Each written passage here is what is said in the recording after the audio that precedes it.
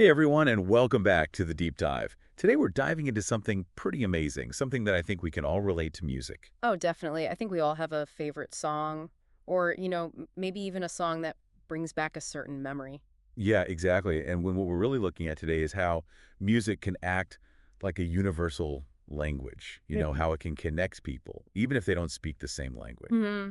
It really is remarkable how music can transcend those barriers. For this deep dive, we've actually got a ton of fascinating research and articles that we're going to be looking at to really get into like the nitty-gritty of how and why music has such a powerful way of communicating. Yeah, it's going to be a fascinating journey into the world of music and the brain and how it all comes together. I was actually reading this one study that found that when people listen to music together, their brain waves actually start to synchronize. Oh, wow. I'd heard about that. I think they call it like neural synchronization. Yeah. Yeah, that's it. Isn't that wild? Like, just think about it. Listening to music together can literally sync up our brains. Yeah, and it makes you think about those moments when you're at a concert or you're singing in a choir and you just feel this like incredible sense of connection with everyone around you. Right. Like you're all on the same wavelength. Totally. Exactly. And now we know there's actually a scientific basis for that feeling. So cool. Okay, so let's get into some of the specifics here. I know we're going to talk about how music lights up different parts of the brain, literally. Right. It's not just about, passive listening. Music actually engages a whole network of brain regions. Okay, so walk us through that a bit. Like, what parts of the brain are we talking about here? Well, for starters, there's the temporal lobe, which processes the sounds and rhythms that we're hearing. Okay, so that makes sense. What else? Then you've got the frontal lobe, specifically an area called Broca's area, which is interesting because it's usually associated with language processing. So even though music isn't spoken language, our brain still uses those language centers to understand it. Yeah, that's right. It seems to be involved in analyzing the structure and patterns of music. That's amazing. So it's almost like our brains are decoding the musical language in a way.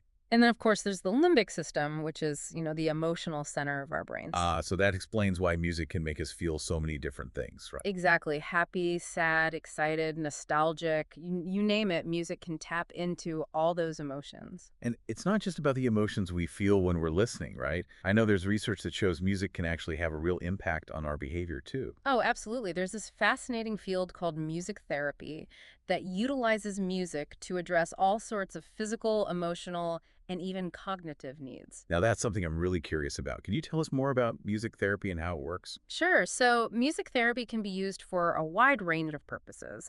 For instance, it can be used to help people who have difficulty communicating verbally. Oh, wow. So like music becomes their voice in a way. Yeah. In a sense, yes. Therapists might use music to help patients explore their feelings, communicate nonverbally, or even work through traumatic experiences. I never realized music could be so therapeutic. It really is a powerful tool. And it's not just about emotional expression. Music therapy can also be used to help patients regain motor skills after a stroke or injury. So it's like a multifaceted approach using music to address both the physical and emotional aspects of healing. Exactly. Wow, okay, this is already blowing my mind. But before we dive even deeper into those applications, I think it's important to step back and really address the elephant in the room. This whole idea of music as a universal language. Is there actually scientific evidence to support that claim? That's a really great question, and one that researchers have been exploring for a long time. Right. Because, I mean, we all know music can be subjective. What sounds good to one person might not appeal to another. You're absolutely right. There's a definitely personal preference involved, but there's also evidence to suggest that certain musical elements evoke similar emotional responses across cultures. Okay, so like, how does that work? Well, for example, studies have shown that people from all over the world, even those with vastly different musical traditions, tend to associate a fast tempo and a major key with feelings of happiness and excitement. Okay, yeah, that kind of makes sense. What about something like sadness or melancholy? Well, research suggests that those emotions are often associated with a slower tempo and a minor key. Hmm, interesting. So even though cultures might have different musical styles and instruments, there's still a shared understanding of how certain musical elements can evoke specific emotions. Yeah, it seems like there's this underlying emotional language in music that transcends cultural boundaries. And, this actually reminds me of a time when I was Oh, you have a story. I love stories. yeah, well, it's not a super long one, but I was traveling in a foreign country where I didn't speak the language at all. Oh, wow. So you were really immersed in a different culture. Yeah, and I mean, it was tough at first, trying to communicate and not understanding what anyone was saying. But then one night I stumbled upon this group of musicians playing in a park. Oh, cool. What kind of music were they playing? It was something I'd never heard before, very traditional to their culture, but even though I couldn't understand the lyrics, I could feel the emotion in the music. And you connected with them through that shared experience. Exactly. It was like all those language barriers just melted away, Mm. and we were communicating on this deeper level through the music. That is such a powerful example of music's ability to bring people together. Right. It's like music creates this bridge between cultures, fostering empathy and understanding even when words fail. And researchers actually have a name for this phenomenon. They call it the cultural bridge effect. The cultural bridge effect, I love that. Yeah. It perfectly captures what we've been talking about. Music can literally bypass the need for spoken language Uh-huh. and allow us to connect on this primal emotional level. It's really quite amazing. So we've established that music is this incredibly powerful communication tool that can literally synchronize our brains and bridge cultures. But how can we use this knowledge in practical ways? I mean, beyond just enjoying a good song, how can we apply these insights to our everyday lives? Well, that's a great question, Anil. That's a great question, and it's something that, researchers and music enthusiasts alike have been exploring for years. Yeah, for sure. I mean, it seems like music has such a wide range of applications, from like education and therapy to even like boosting creativity in the workplace. Absolutely, music is like this incredible multi-purpose tool. You can use it in so many different contexts. So give us some examples, like where do we start? How can we actually use music to like improve our lives? Well, let's start with education. We know that young children are naturally drawn to music and rhythm, Oh yeah, for sure. and researchers have actually found that incorporating music into the learning process can make it more engaging and effective for kids. Oh, that makes sense. Like using songs to teach kids the alphabet or like Yeah, multiplication tables. exactly. And remember how we talked about rhythmic synchronization earlier? Yeah. Yeah, like our brains syncing up when we listen to music together. Right. Well, setting educational content to a catchy beat or melody can actually help students remember information more easily. Oh, wow. So it's like creating a musical mnemonic device. Precisely. That's so cool. I wish my teachers had done that when I was in school. And it's not just for kids either. Music can also be a powerful tool for adults who are learning new languages or Oh, skills. really? Yeah, the rhythmic patterns and melodic repetition can really aid in memory retention and make the whole learning process more enjoyable. Okay, so incorporating music into any learning environment can be beneficial for people of all ages. That's pretty awesome. It really is. What about therapy? I've heard about music therapy, but I don't really understand how it works. Music therapy is an amazing field that uses music to address a wide range of, physical, emotional, and cognitive needs. Okay, so how does that work? Like, what does a music therapy session look like? Well, it really depends on the individual and their specific needs. But, for people who have difficulty communicating verbally, music can provide an alternative means of expression. Oh, wow. So, like, music becomes their voice in a way. In a sense, yes, a therapist might use improvisation exercises where the patient creates music on an instrument to help them explore their feelings and communicate nonverbally. That's fascinating. So, it's like music creates this bridge between the patient and therapist, allowing for a deeper level of communication. Exactly. I never realized music could be so therapeutic. And it can also be used to help patients with conditions like Parkinson's disease or stroke regain motor skill. Oh, wow, really? Yes, by engaging in rhythmic activities or playing instruments, patients can improve their coordination and movement. It's incredible how music can tap into these different parts of our brains and bodies to facilitate healing and growth. It really is quite remarkable. So we've talked about education and therapy. What about professional settings? I've heard of companies using music to boost productivity or creativity. Right. But how does that actually work? Well, research has shown that listening to certain types of music can enhance focus and concentration, which can be really beneficial in a work environment. Okay, so like playing some classical music in the background might actually help me get more work done. It's certainly worth trying, and some studies have even suggested that music can stimulate creativity and problem-solving abilities. That's interesting.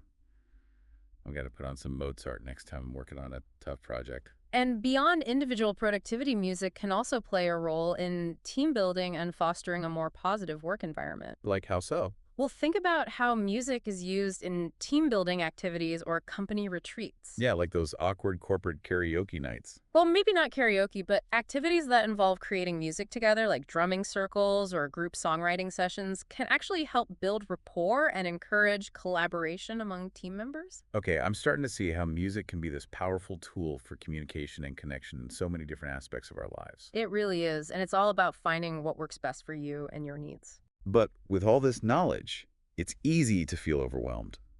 Like, where do we even begin?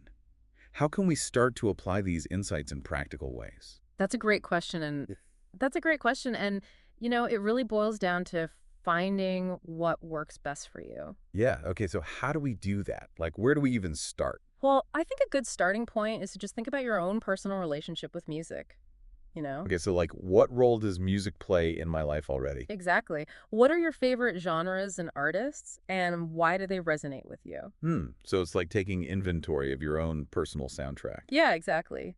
And once you've kind of, done that inventory, then start experimenting. Okay, what kind of experimenting are we talking about? Well, try listening to different genres or artists that you might not normally gravitate towards you. Might be surprised at what you discover. Oh, I like that. It's like expanding our musical horizons and being open to new experiences. Right. And don't be afraid to get creative with it. Use music to set the mood for different activities. Oh, yeah, that's a good one. Like putting on some upbeat music when I'm working out or something calming when I need to relax. Exactly. Or, create playlists for different occasions or moods. Like curating your own personalized soundtracks for life. Precisely. And remember, music is this powerful tool for connection. Yeah. So share your favorite music with others, go to concerts or live performances, or even try making some music yourself. Ooh, making music. Now there's a thought. It can be really rewarding, even if you don't consider yourself a musician. Yeah, for sure.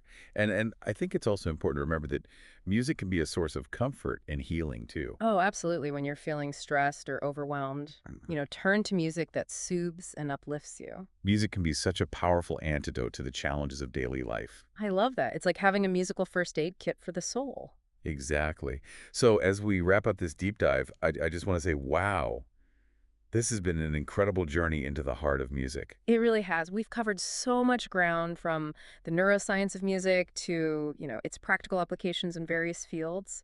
And I think the biggest takeaway for me is just how powerful music really is, Yeah. Oh, yeah, definitely. It's this universal language that can connect us, heal us, inspire us. And there's still so much more to learn and discover. Absolutely. And, that's where you, the listener, come in. Ooh, what do you mean? Well, we've talked about the science and the practical applications, but now it's your turn to take this knowledge and apply it to your own unique life.